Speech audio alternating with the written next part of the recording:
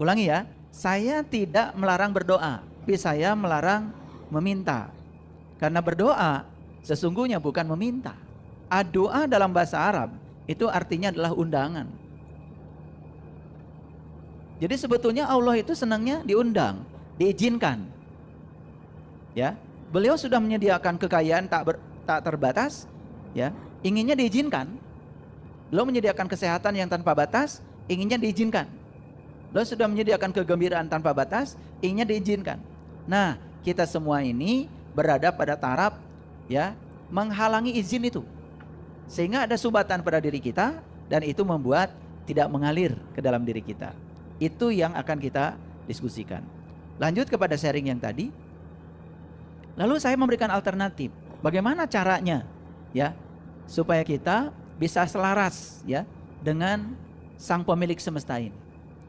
Nah, sebetulnya kan bagi yang beragama Islam tidak aneh lagi.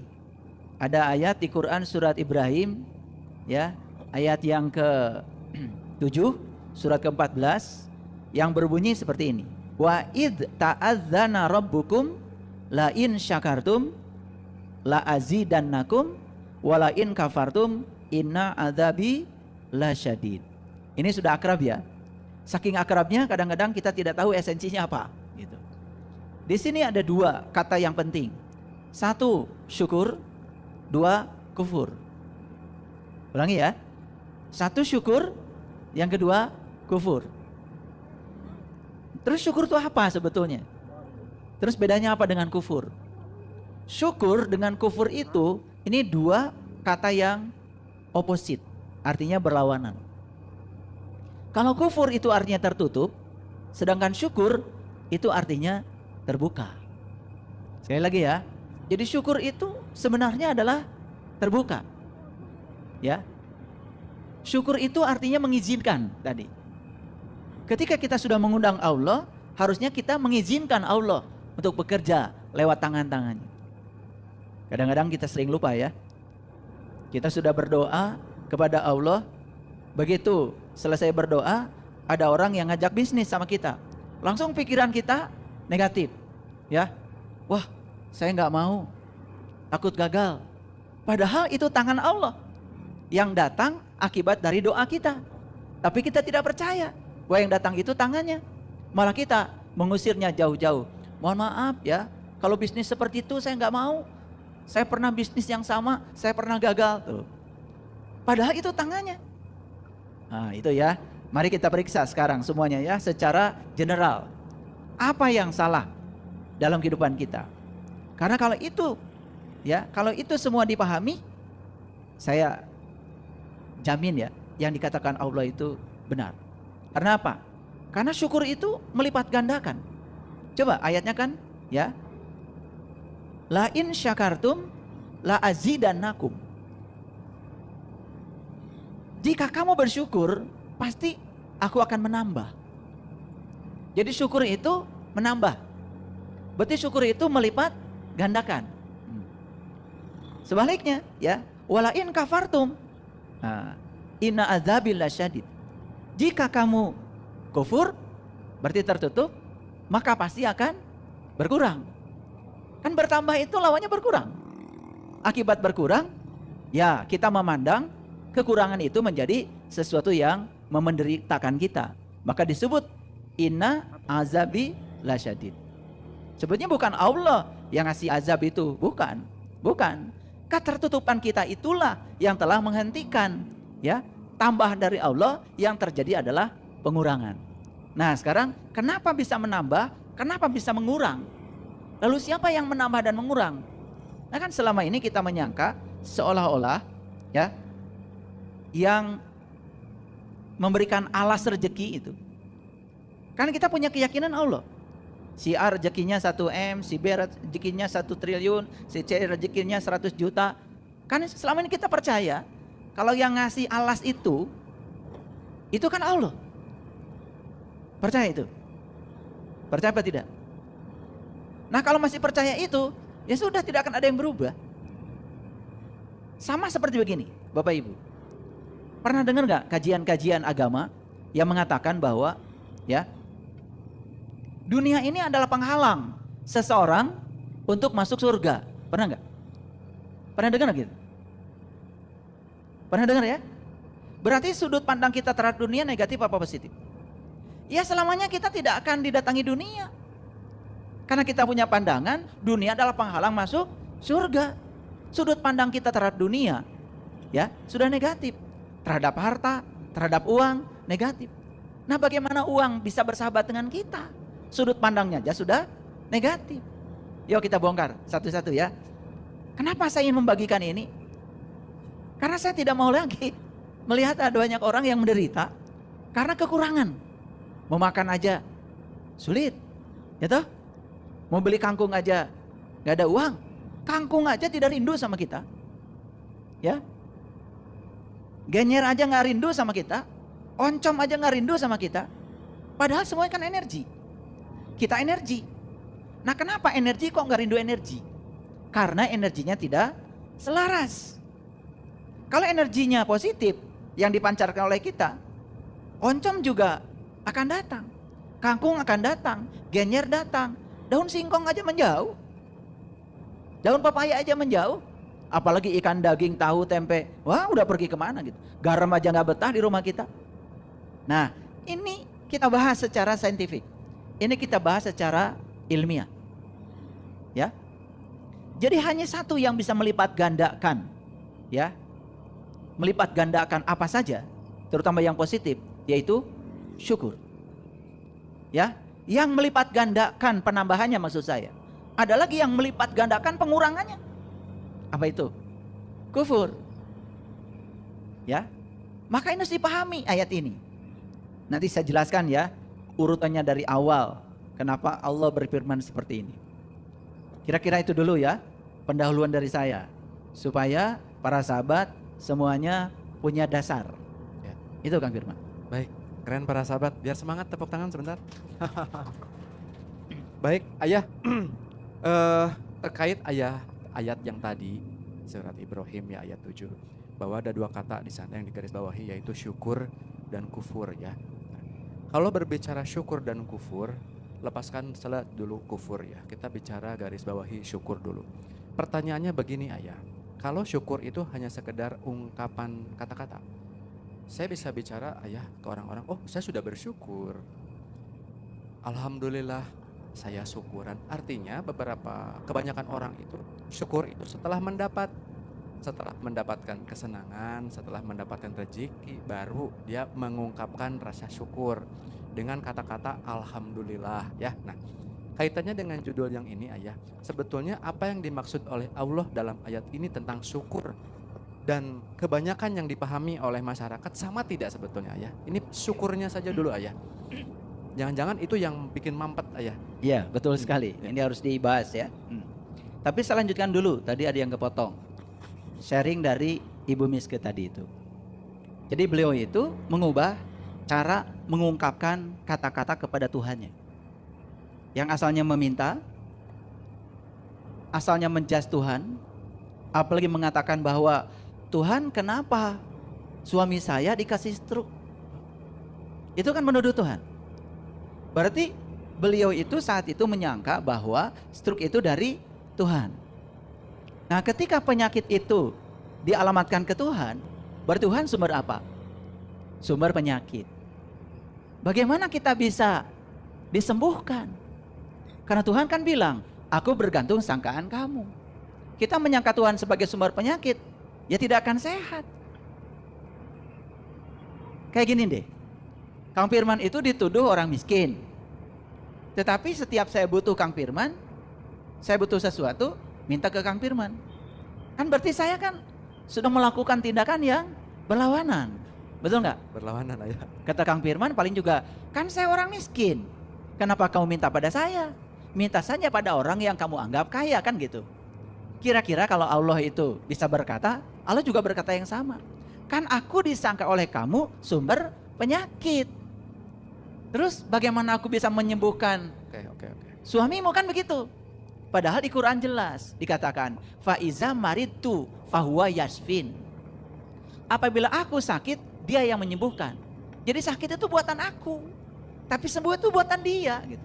Maka Allah sering disebut sebagai kekuatan positif. Nah, kemudian setelah mendengarkan kajian saya, yang seperti saya jelaskan tadi, Bunda Miske ini mengubah cara berkomunikasi dengan Tuhannya. Dengan mengatakan, mohon maaf, aku menyangka sakit ini darimu. Padahal sakit ini akibat kesalahan kami sendiri. Ya, salah pola makan, salah pola hidup, salah pola pikir, salah pola pandang. Kan itu yang menderitakan. Diakui dulu oleh dirinya. Setelah itu kemudian ya mengungkapkan rasa terima kasih. Kata-katanya, terima kasih Tuhan, suami saya sudah sembuh. Terima kasih Tuhan, suami saya sudah makan seperti biasa. Padahal saat itu suaminya masih terbujur di tempat tidur. Ya, tidak berdaya. Bahkan makan pun lewat selang. Tapi terus selama 4 bulan mengungkapkan kata-kata itu.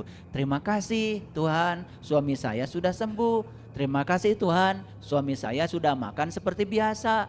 Terima kasih Tuhan, suami saya sudah bisa merasakan lagi berbagai cita rasa makanan. Itu diungkapkan terus selama 4 bulan. Apa yang terjadi?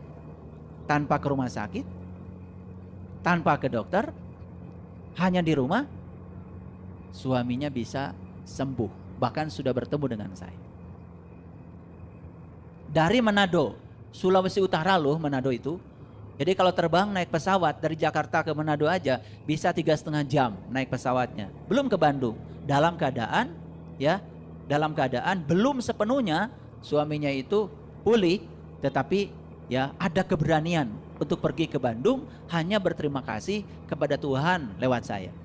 Ulangi ya, berterima kasih pada Tuhan lewat saya. Nah, yang kedua ya, pada saat suaminya itu mengalami sakit, habislah seluruh waktu Ibu Miske ini untuk melayani suaminya yang sakit. Sehingga semua bisnisnya terbengkalai dan mengalami kebangkrutan. Diulang lagi doanya, ya. Tidak pernah, Tuhan kenapa saya dibangkrutkan? Tidak lagi begitu. Karena kebangkrutan disadari berasal dari kesalahannya sendiri. Tuhan kenapa saya kekurangan? Tidak begitu lagi. Apalagi mengeluh, tidak ada lagi.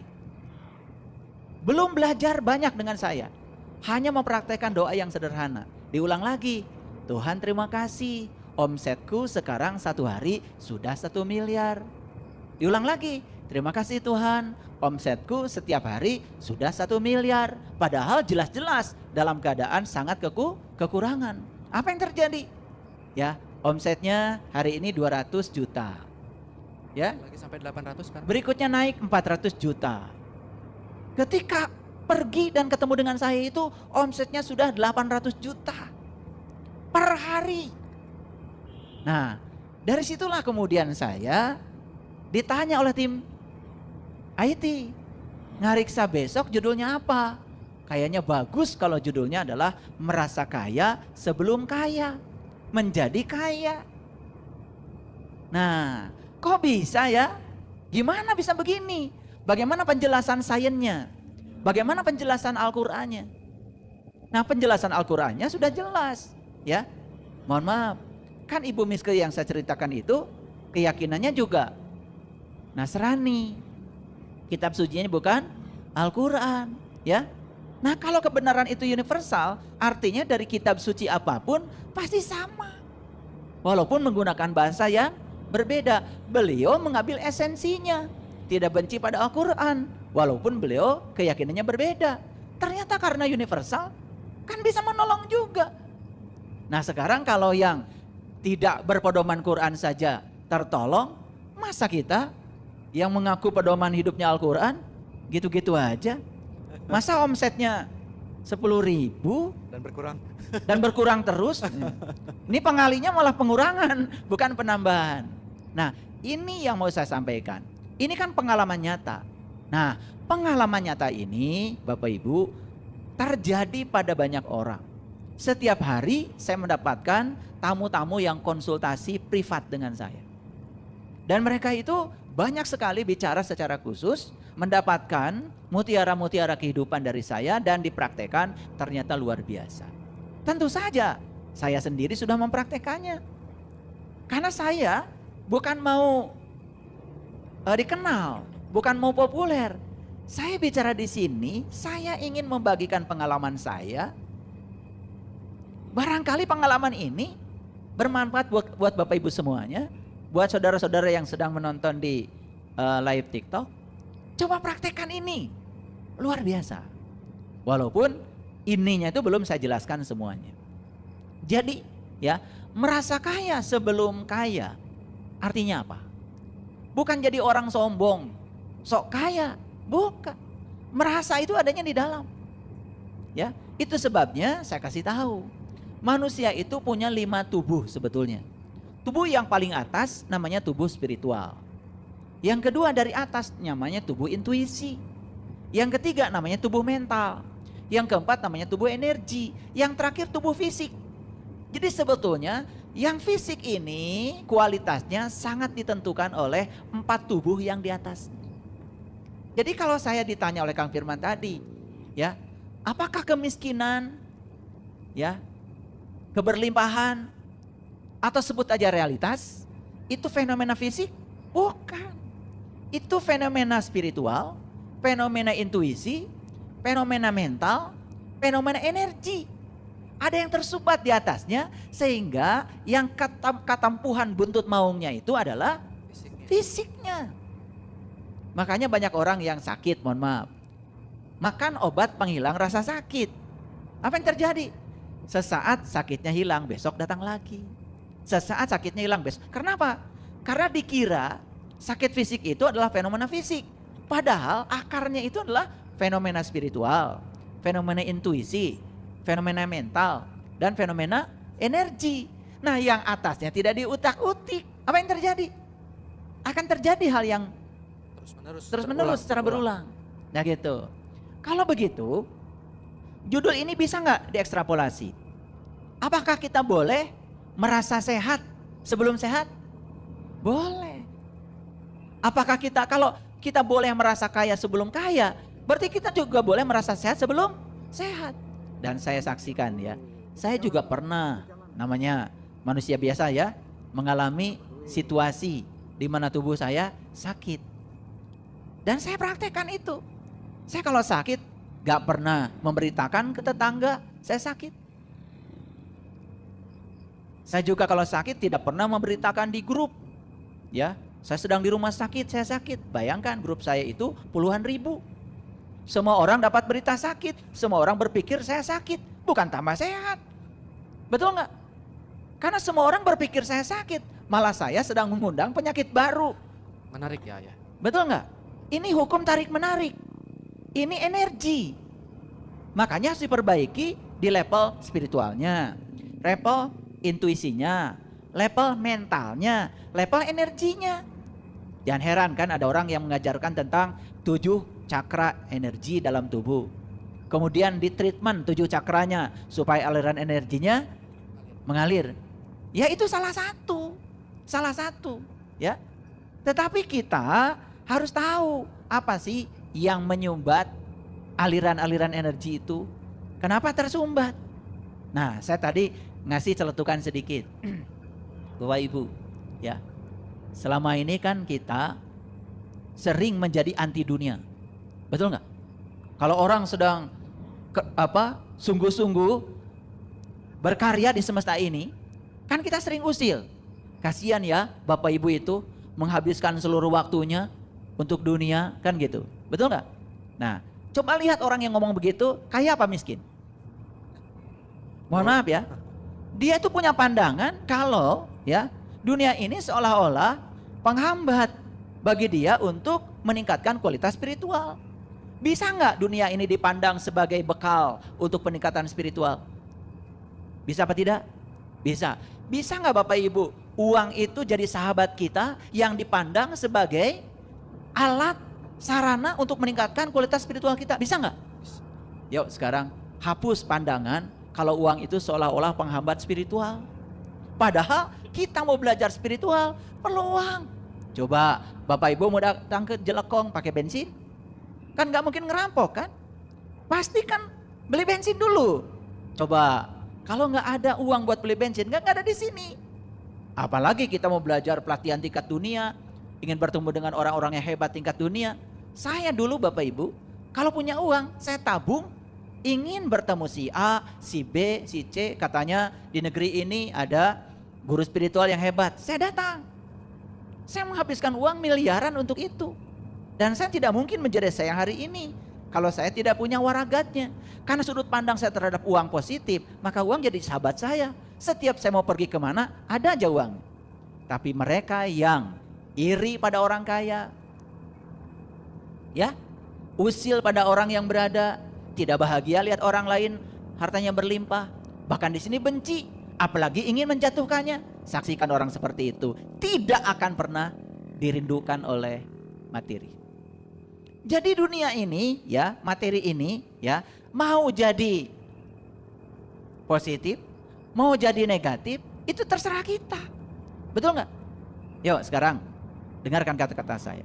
Segalanya perlu uang. Betul nggak? Uang bukan segalanya, tapi kan segalanya perlu uang. Betul nggak? Betul, uang bukan segalanya, tapi kan segalanya perlu uang. Tapi ingat, uang itu hanya sebagai alat tukar. Dia hanya sebagai alat. Dan uang itu tidak pernah hilang. Coba Bapak Ibu punya uang 100 juta, ya toh? Kemudian beli tanah, hilang gak uangnya? Enggak, cuma pindah tangan ke tangan orang lain. Pindah dompet aja. Nah nanti dari dompet itu pindah lagi gak? Pindah lagi, hilang gak uangnya? Enggak, pindah lagi ke dompet yang lain lagi. Kalau uang itu bisa pindah-pindah dompet, kenapa kita tidak imajinasikan aja? Nanti suatu saat balik lagi ke dompet kita. Makanya saya kalau uang menurut saya suruh pergi untuk berbakti, ya. Mohon maaf ya, setiap pagi saya suka keliling di sana, keliling kampung, bawa uang. Ya udah, saya bilang sama uang, kamu berbakti dulu ya, jadi pembahagia. Ya udah, saya keluarkan, ya, jadi pembahagia dulu. Saya bilang sama uang, ya.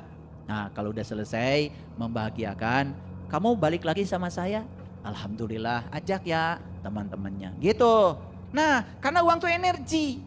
Kalau dia energi, kita energi. Maka energi itu hanya akan selaras kalau sama frekuensinya. Karena dia energi, kita energi. Maka harus resonansi. Oleh karena itu, untuk menjawab pertanyaan Kang Firman tadi, perhatikan kata-kata saya. Bagaimana caranya?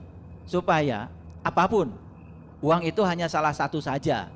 Kan tidak ada orang makan uang kan? Iya. Saya tadi makan siang, makannya ikan, daun singkong, sambal, tempe, tahu. Ya. Kan gak makan uang. Betul gak? Makanya uang itu tidak pernah hilang. Uang itu ada, cuman sedang jalan-jalan. Ada gak orang ngebangun pakai uang? Gak ada. Ini saya ngebangun ini, aula ini kan pakai semen, ya kan? Pakai bata, pakai besi, mana pakai uang? Nggak ada uang diaduk. Kan yang diaduk itu pasir, semen, betul nggak? Nah, kenapa kita khawatir dengan uang? Coba lihat orang-orang yang pelit ya, yang kalau mengeluarkan uang selalu khawatir. Dia tidak dirindukan uang. Saya ingin pesan juga, karena banyak orang yang mengajarkan, kalau kamu berbagi, ya kamu nanti akan banyak uang. Hati-hati. Kalau berbaginya itu transaksional, apalagi ingin mendapatkan balasan, saksikan saya, semua orang yang berbagi karena ingin dibalas, berarti saat dia berbagi, dia berasal dari perasaan kekurangan. Nah, kekurangan akan menarik kekurangan. Makanya ada orang yang merasa sudah berbagi, kok saya berbagi malah bangkrut. Nah, karena kamu berbagi menginginkan balasan. Alam semesta ini tidak suka transaksional. Makanya kita diajarkan kullu amrin tibalin la yubda'u bi basmalah fahuwa aqta. Setiap pekerjaan lakukan dengan niat saya melakukannya karena saya sedang menjadi kepanjangan tangan Allah untuk menyampaikan cinta kasih Allah. Lepaskan keinginan mendapatkan apapun, apalagi uang. Coba, banyakkah yang masih salah di sini? Ini masalah sederhana. Tetapi kalau kita angkat, ini pasti banyak yang terkejut nih. Ya toh? Oh pantas, saya sudah berbagi sampai habis dibagikan, tapi kok balik lagi? Nah, saya kasih tahu. Lihat saya semuanya. Memberi, berbagi, hukum alam bukan? Hukum alam. Ulangi lagi. Memberi, berbagi, hukum alam. Lihat sekarang. Matahari memberi apa menerima? Memberi. Pisang memberi apa menerima? Memberi. Kangkung dari kecil sampai besar. Setelah besar dia sumbangkan dirinya. Memberi apa menerima? Memberi. Ayam memberi. Pepaya memberi. Jeruk memberi. Alam semesta ini hukumnya cuma satu, memberi. Lah kenapa kita mikirkan menerima? Menerima itu sifat alami, bukan diinginkan. Tapi kalau diinginkan jadi tidak alami. Makanya banyak yang memberi kemudian berharap, bangkrut. Nih kan ada tuh yang ngajarin, ada bukunya. Ya, keajaiban sedekah, bangkrut. Karena diajarkan transaksional. Ya, itu salah memahami ayat yang mengatakan kalau kamu mengeluarkan sesuatu di jalan Allah, maka Allah akan lipat gandakan 700 kali. Dia salah memahami ayat itu. Karena dia transaksional. Oh, kalau saya mengeluarkan 1000 dikali langsung dengan 700, saya dapat 700.000, bangkrut. Kenapa? Melanggar hukum alam. Kan alam itu hanya mengajarkan memberi tanpa syarat. Bahkan memberi tidak ada buat siapa-siapa kecuali buat diri sendiri. Padahal Nabi Muhammad sudah bilang, kita ini bisa dapat dua-duanya atau nggak dapat dua-duanya. Ulangi ya, dapat dua-duanya atau tidak dapat dua-duanya. Jadi tidak ada ajaran Nabi Muhammad pun menyatakan dapat salah satu. Kan kita selama ini seolah-olah dapat salah satu. Ya, betul nggak? Korbankan dunia supaya dapat akhirat, kan gitu. Betul nggak? Bahkan untuk dapat akhirat harus dikorbankan dunianya. Betul kan? Atau korbankan akhirat untuk dapat dunia. Ini salah kaprah. Nabi Muhammad aja mengajarkan dapat dua-duanya atau nggak dapat dua-duanya. Tidak ada dapat salah satu. Yang ada itu dapat dua-duanya atau tidak dapat dua-duanya. Gimana caranya? Saya sering membuat gambar ini. Sering sekali membuat gambar ini. Saya yakin kalau diulang masuk jadi repetisi. Allah itu sangat senang menyimbolkan dirinya dengan sumber cahaya. Sekali lagi, ini bukan Allah. Allah senang menyimbolkan dirinya sebagai sumber cahaya. Makanya ada salah satu dalam Al-Quran juga Allah mengatakan Allahun nurun. Allah tuh senang ya memanggil dirinya sumber cahaya. Sebut saja ini matahari sebagai sumber cahaya, simbol dari Allah. Ulangi ya, simbol dari Allah. Oke? Di mana kita? Di sini.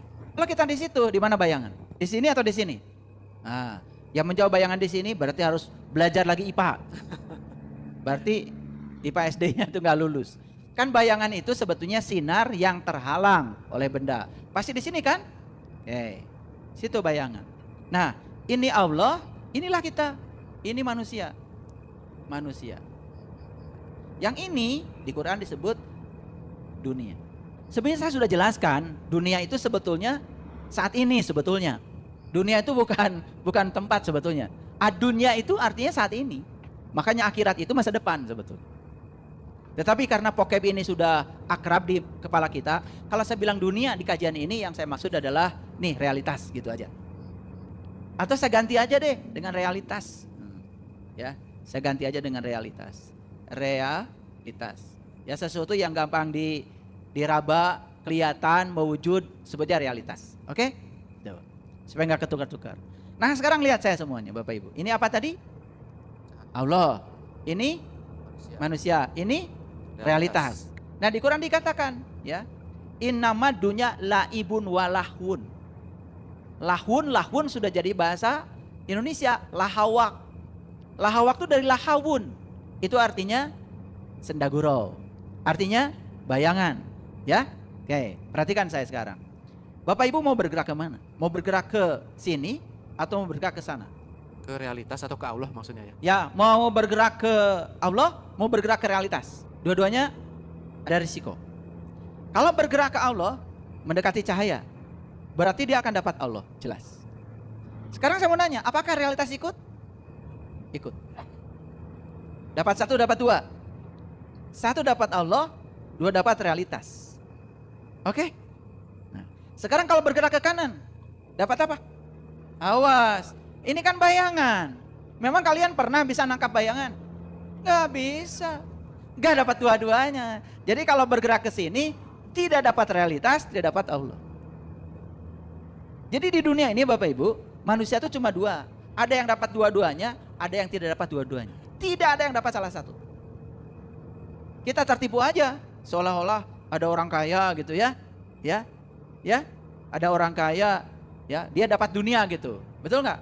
Padahal sebenarnya di sini mengalami kehampaan, ketidakbermaknaan. Bahkan yang disebut dengan kekayaan pada suatu saat pun bahkan tidak bisa dinikmati lagi.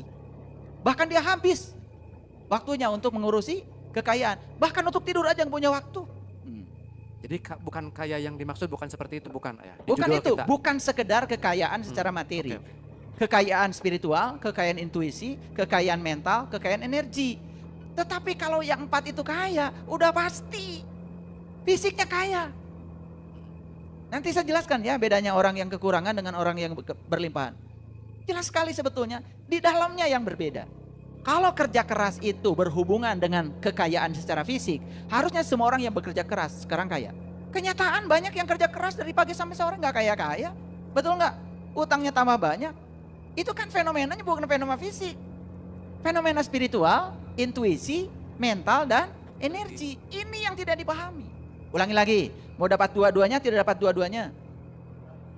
Oke, gimana caranya supaya dapat dua-duanya? Lihat saya.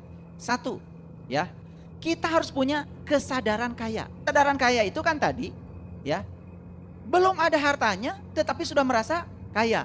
Apalagi kalau sudah ada hartanya. Kenapa? Kan kita ini bersama Dia yang maha kaya. Allah ada nggak bersama saya? Allah ada nggak bersama Bapak Ibu? Ada. Coba. Yang paling berharga pada diri Bapak Ibu itu kan sebenarnya nafas. Lah sekarang banyak orang yang tidak merasa kaya dengan nafasnya. Betul nggak? Cocok ya. Lah, ya kan? Karena mengukur kekayaan itu seolah-olah adalah materi. Padahal napas, kalau masih ada di sini, apapun enak. Ketika napas sudah tidak ada di sini, bahkan kekayaan yang disebut oleh orang-orang yang dangkal itu adalah sebagai kekayaan materi, itu nyaris tidak bisa dinikmati lagi. Kenapa? Begitu seorang tidak bernapas, semua yang disebut miliknya berpindah tangan dalam sekejap. Pura-pura aja memiliki padahal tidak. Dapat dua-duanya atau tidak dapat dua-duanya. Nah gimana caranya supaya dapat dua-duanya? Perhatikan saya. Supaya gampang saya dialog dengan Kang Firman. Siapa ya? Kang Firman. Ya. Pernah bekerja? Bekerja pernah ya. Nah, kenapa bekerja? Saya harus memenuhi kebutuhan hidup saya sehari-hari dan keluarga. Yes. Kira-kira Bapak Ibu kalau ditanya oleh saya, seperti pertanyaan saya dengan Kang Firman, bakal sama jawabannya? Sama. Ya. Jadi kenapa Kang Firman bekerja? Ya, kalau saya tidak bekerja, saya tidak bisa memenuhi kebutuhan saya sehari-hari. Tidak bisa bayar cicilan, tidak bisa makan, anak tidak bisa sekolah, gitu kan? Ya. Apa yang menggerakkan Kang Firman? Kan rasa kekurangan. Hukum alamnya memahami like attracts like. Rasa kekurangan akan menarik kekurangan. Sama dengan orang yang tadi ketika dia berbuat baik, memberi pada orang lain, tapi berharap sesuatu. Orang yang berharap sesuatu karena pemberiannya, itu orang yang kekurangan. Yang mendorong dia itu memberi karena berharap dia dapat dilipat gandakan. Salah memahami ayat ini. Bayangkan Bapak Ibu. Saya aja bisa memahami ayat ini setelah belajar banyak buku. Saya sudah belajar semua bukunya Joe Dispenza. Saya sudah belajar bukunya David Hawkins. Saya belajar bukunya Thich Nhat Hanh. Saya belajar bukunya Carl Jung. Saya belajar banyak buku. Terutama buku-buku neuroscience. Saya baru paham itu mekanismenya secara saintifik. Dan saya buktikan. Ulangi lagi. Tadi saya tanya Kang Firman, kenapa bekerja? Karena ingin memenuhi segala kebutuhan. Oke, berarti yang menggerakkan Kang Firman bekerja Allah atau rasa takut. Kapan bekerja itu ibadah? Lihat saya semuanya. Kalau bergerak ke kiri. Sekarang saya tanya sekali lagi. Kang Firman setelah berkesadaran, kenapa Kang Firman bekerja? Karena saya dikaryakan oleh Tuhan. Mulai itu. Karena saya dikaryakan oleh Allah. Saya datang ke dunia direncanakan oleh Allah untuk membawa misi Allah. Dan kita diutus ke dunia, hati-hati ya, untuk ngurusi dunia. Lah kenapa? Kita diutus ke dunia, malah dunia ini dibuat anti. Seolah-olah tadi haram ngurusi dunia. Makanya leluhur kita di Nusantara sudah membuat satu statement yang sangat indah. Memayu hayuning bawono.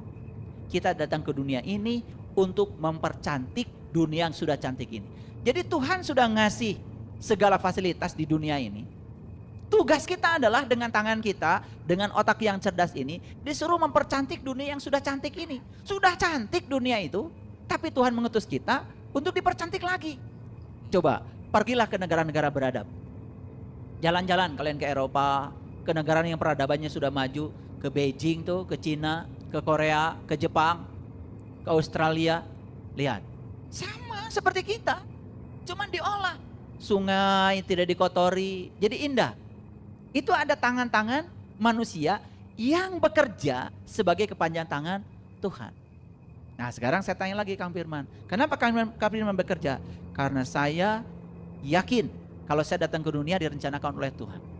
Berarti saya datang ke dunia untuk membawa visi dan misi Tuhan, menyampaikan cinta kasih Tuhan. Betul ya. Jadi bekerja bukan untuk uang.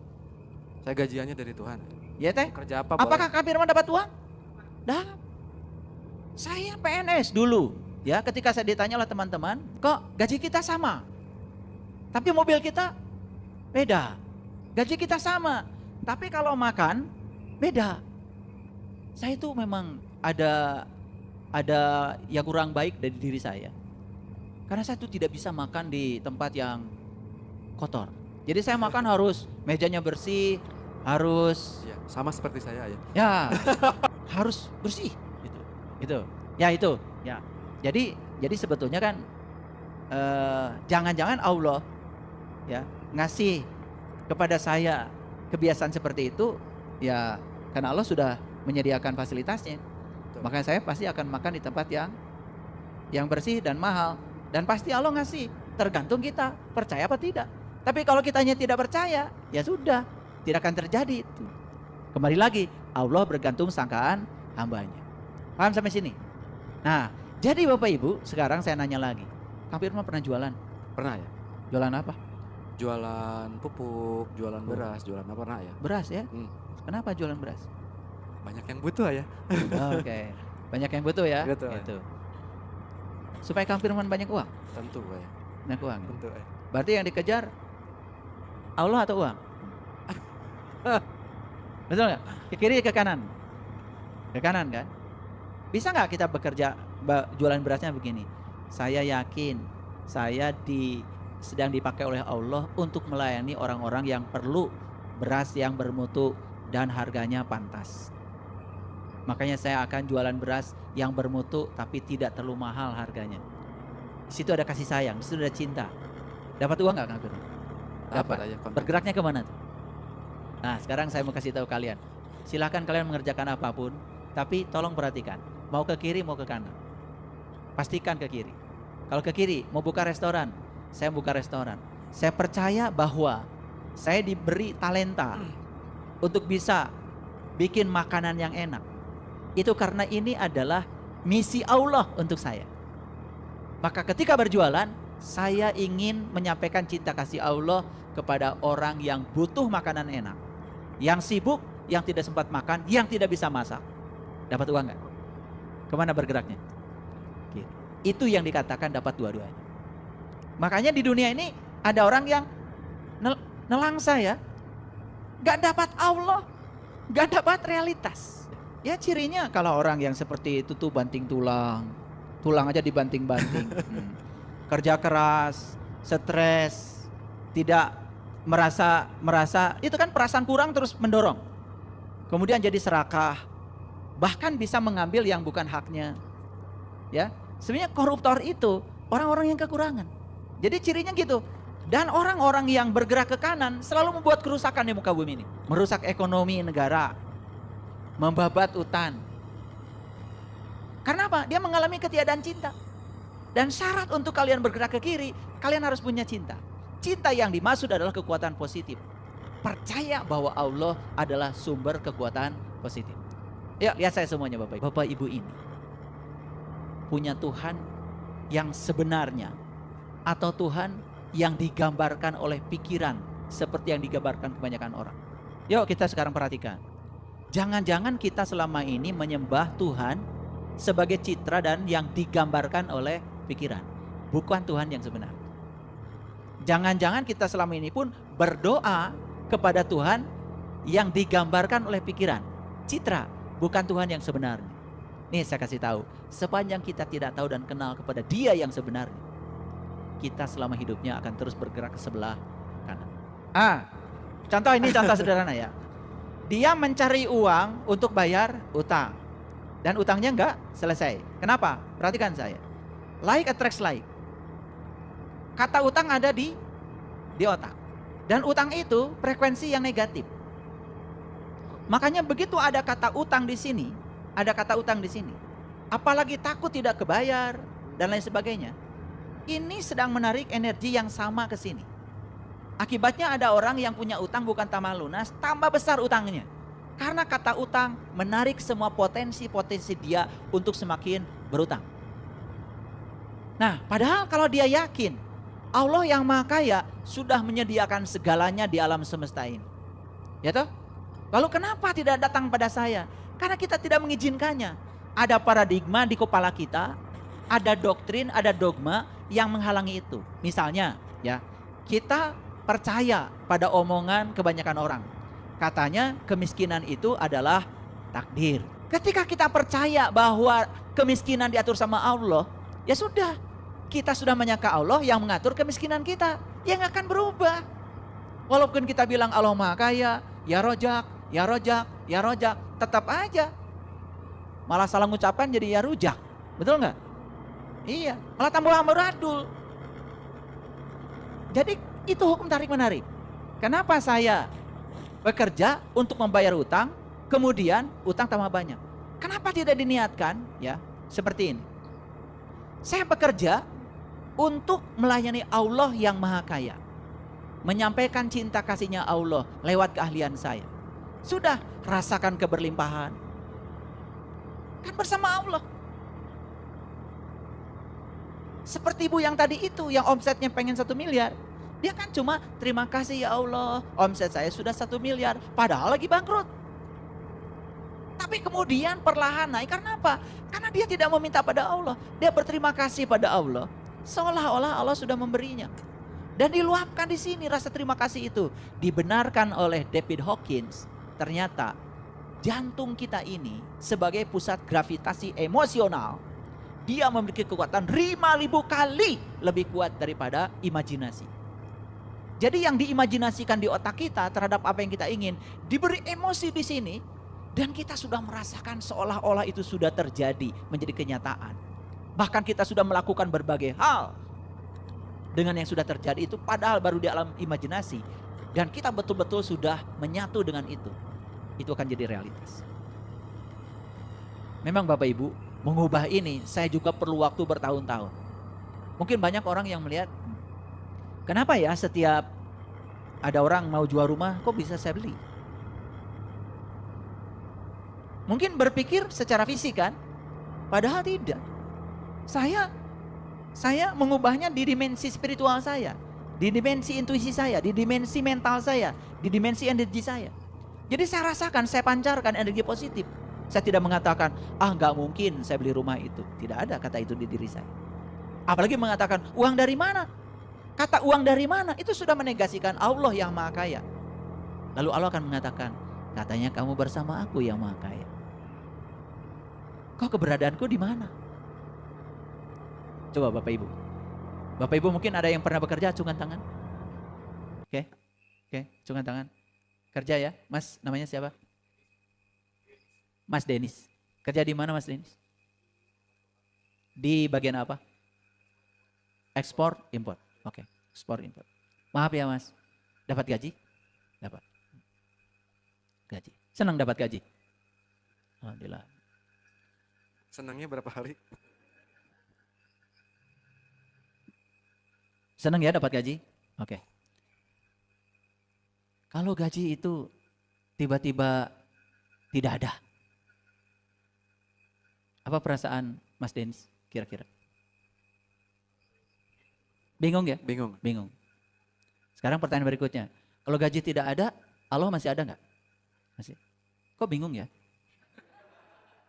Kira-kira kuatan mana gaji sama Allah? Tadi kan kalau gaji tidak ada bingung. Padahal Allah ada kan? Nah, pertanyaan saya, kuatan mana gaji sama Allah? Ini masalah sederhana ya. Kita sering bilang kuatan Allah, kuatan Allah, kuatan Allah. Tapi frekuensi yang sebenarnya yang dipancarkan di sini, kita mengakui di bagian dalam bahwa sebetulnya kalau nggak ada gaji itu seolah-olah saya tidak hidup. Banyak yang punya prinsip, yang punya penyakit sama Mas Denis. Banyak ya. Makanya sekarang saya kasih tahu, bagaimana kita bisa dapat rezeki dari arah yang tidak disangka. Kalau kita menyangka satu-satunya sumber hidup saya adalah gaji saya. Makanya banyak orang yang kerja habis pengabdiannya buat gaji, bahkan disuruh untuk melakukan tindakan kriminal pun dia melakukannya demi untuk gaji itu. Harga diri dikorbankan, kesehatan diri dikorbankan, moralitas diri dikorbankan, bahkan kebahagiaan diri pun dibunuh hancur demi untuk gaji itu. Bayangkan, gaji itu betapa kuatnya melampaui Tuhan.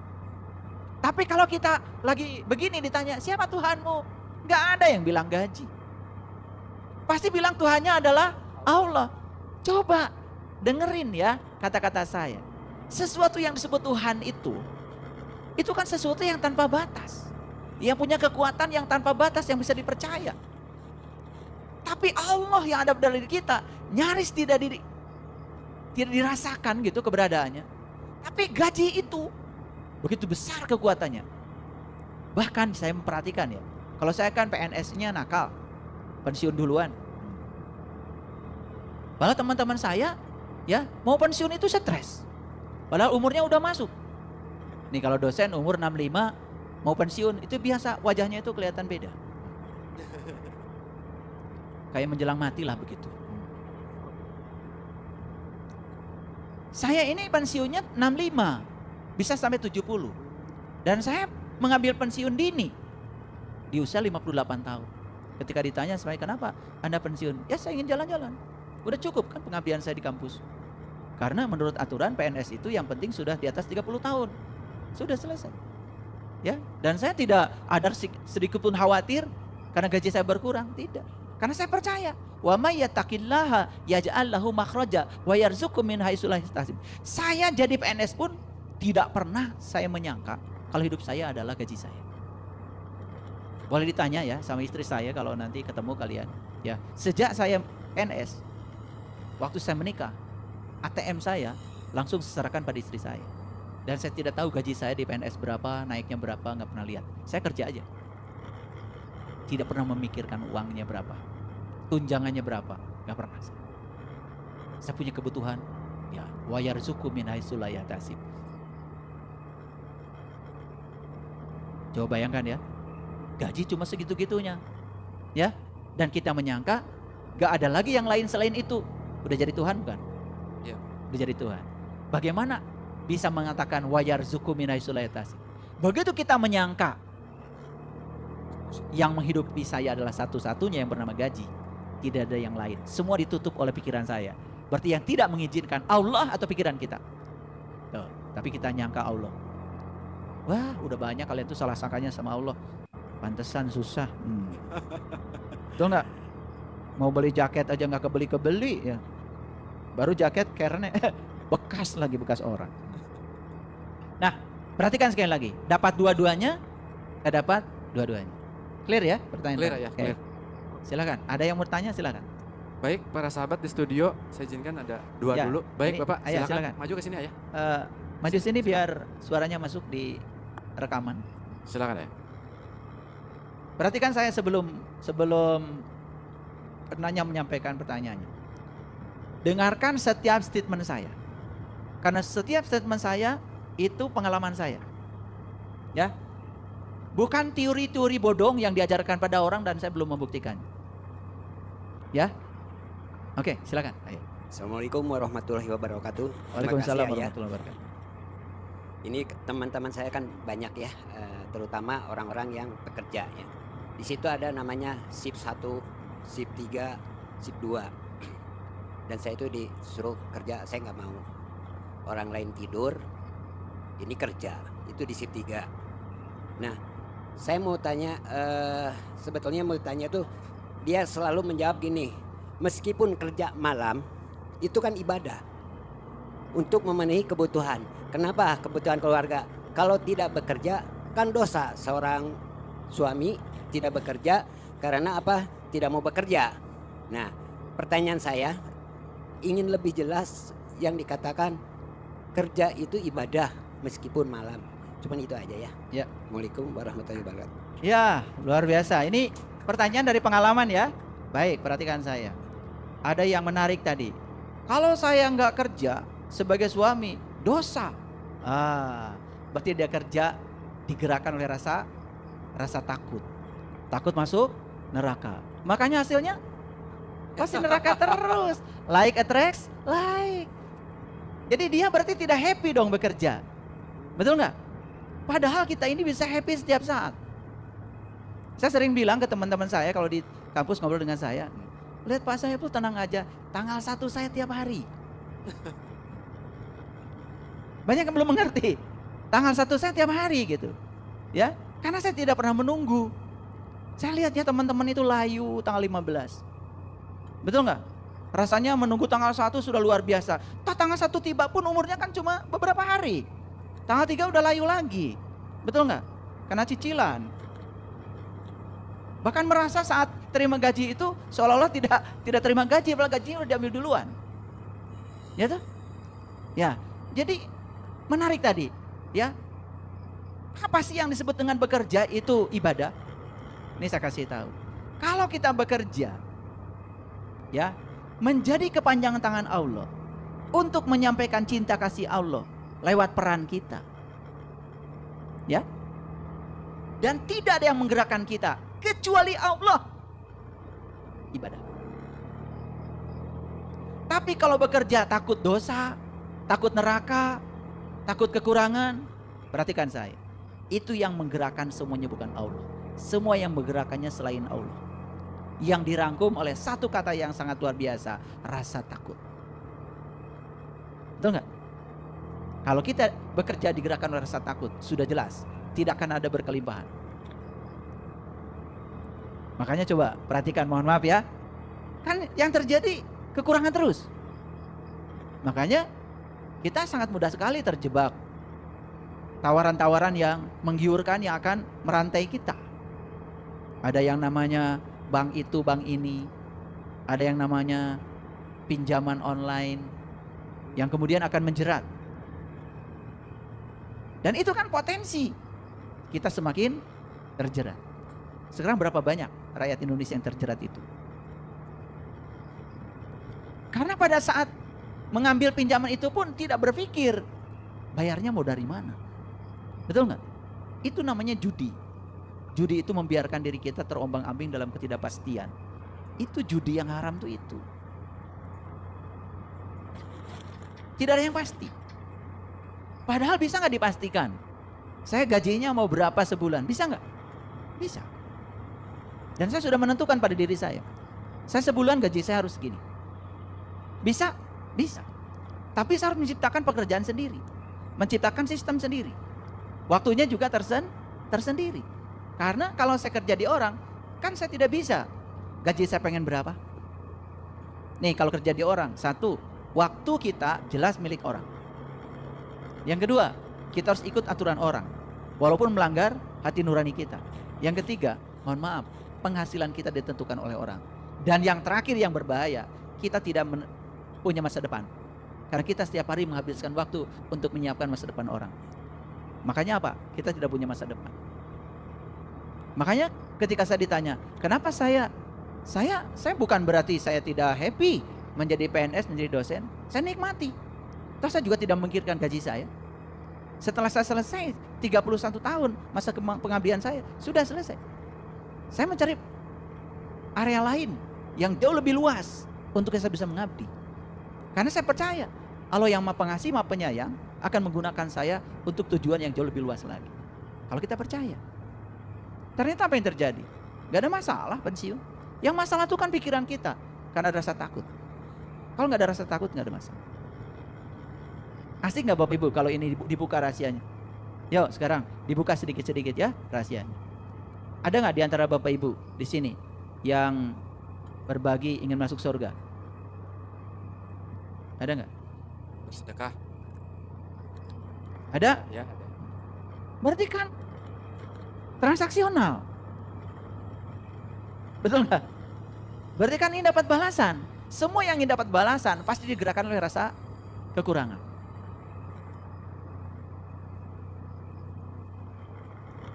Oke, gitu Kang Firman. Ada pertanyaan lain? Tepuk tangan dulu. Pak Yanto, mangga.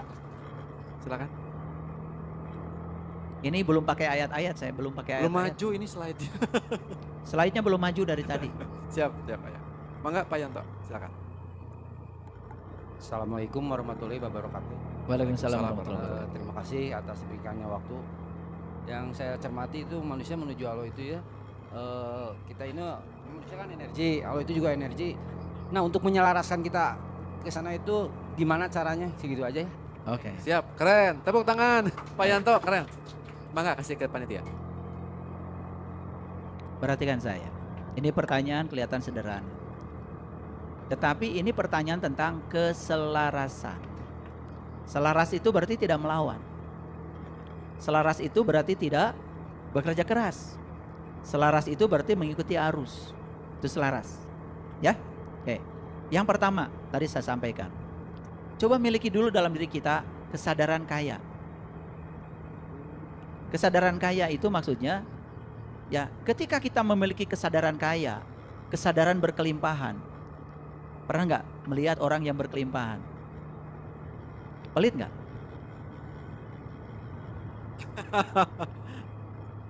Ada dua jawaban ya, Ayah. Ada yang Ya, pelit, ada yang oke. enggak. Ya, kalau orang yang pelit, banyak harta itu tidak berkelimpahan. Saya tidak berbicara orang yang banyak harta. Ya. Cuman kalian tadi menangkap seolah-olah yang saya maksud berkelimpahan itu hartanya banyak. Oke, Ayah. Saya sedang berbicara berkelimpahan. Orang yang berkelimpahan itu, ya cirinya satu, tidak pelit. Tidak pernah berhitung. Itu berarti dia sudah punya kesadaran kaya. Yang kedua, ketika dia mengeluarkan uang, dia tidak merasa ada yang berkurang. Tapi ketika mengeluarkan uang, ada perasaan berkurang, itu sudah tidak berkelimpahan. Makanya kita harus cari cara. Misalkan gini, saya nih, kalau bayar cicilan mobil, saya tidak mengatakan bayar cicilan, tidak. Saya menghargai orang-orang yang menemukan mobil. Saya menghargai jasa mereka yang menciptakan mobil sedemikian nyaman buat saya. Bahkan uang yang saya keluarkan tidak ada artinya dibandingkan dengan pemikiran mereka yang luar biasa. Menciptakan ban siapa? Menciptakan mesin siapa? Menciptakan knalpot siapa? Menciptakan interior mobil siapa? Mobil bisa otomatis dari dulu, ya, harus ngejak kopling. Nyamannya luar biasa. Dulu ya, kalau saya pergi ke kampung aja, macet sedikit capeknya luar biasa. Sekarang saya nyupir kemana-mana nggak capek. Cuma injak gas aja. Apresiasi. Dan kita selama ini hampir tidak melihat itu. Melihat tagihan sebagai tagihan, betul? Nih pengumuman buat kalian nih yang suka cemberut ditagih, nggak akan kaya. Itu siapa yang di belakang cemberut? Tapi kalau kalian ketika membayar tagihan PLN, penuh sukacita. Saya tidak membayar tagihan PLN. Karena apa? Baca buku sejarah tentang penemuan listrik dari zaman Yunani. Bagaimana mereka menemukan elektron. Sampai ditemukanlah listrik DC, listrik AC. Ketemu orang yang namanya Nikola Tesla. Yang bisa mentransmisi energi listrik dengan menggunakan sutet.